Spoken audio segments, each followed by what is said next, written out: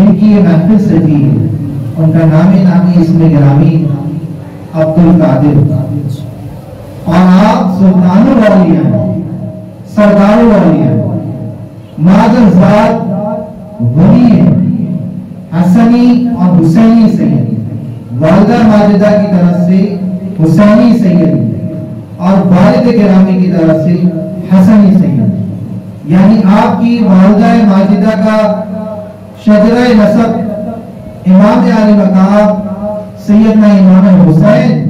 رضی اللہ تعالیٰ عنہ سے شامل ہے، اس نسبت سے آپ حسینی ہیں، اور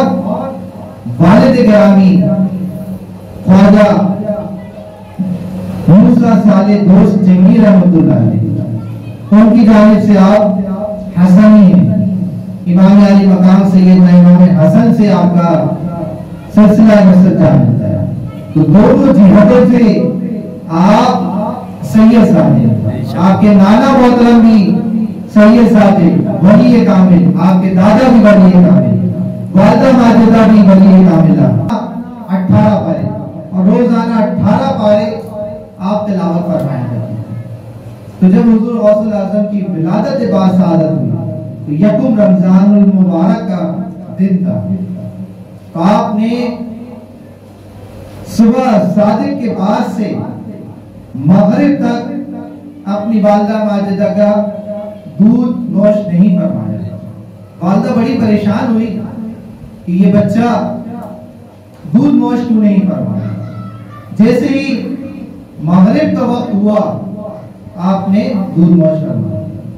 اور پھر پورے وقت آپ کے جیلان میں یہ بات مشہور ہو گئی تھی کہ حضرت سیدنا ابو موسیٰ صالح جنگی دوست رحمت اللہ علیہ کے یہاں ایسا بچہ پیدا ہوا ہے کہ جو صبح صادق سے لے کر غروب آفتاب تک وہ دودھ نوش نہیں فرماتا، روزے سے ہوتا ہے، اور یہ بات عام ہو گئی تھی۔ جب 29 تاریخ آئی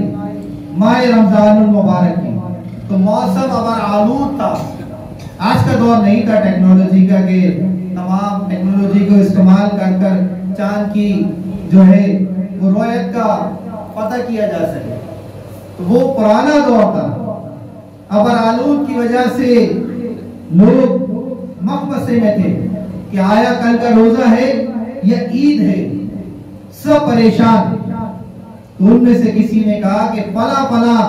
سید زادوں کے گھرانے میں چلے جاؤ، وہاں ایک بچہ پیدا ہوا ہے، اور اگر وہ صبح اپنی والدہ ماجدہ کا دودھ نوش فرما لے تو سمجھ لو کہ عید ہے، اور اگر دودھ نوش نہیں کرتا تو اس دن روزہ ہے۔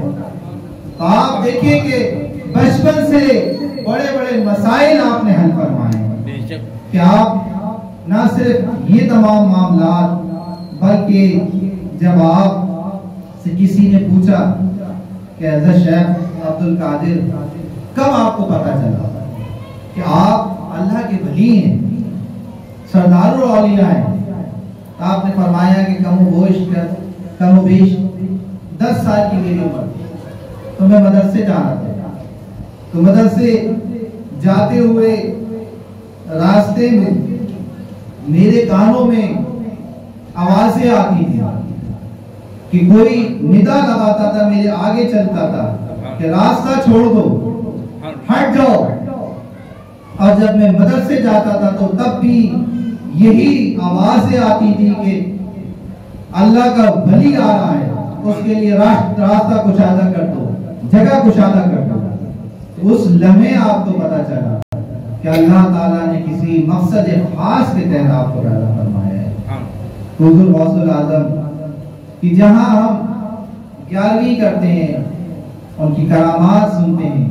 ان کی تعلیمات پر بھی ہمیں توجہ دینی چاہیے کہ ان کی تعلیمات کیا ہیں، کیا انہوں نے زندگی گزاری۔ صرف محفل نعت یا محفل سما کرا لینا تو اس سے حق ادا نہیں ہوتا۔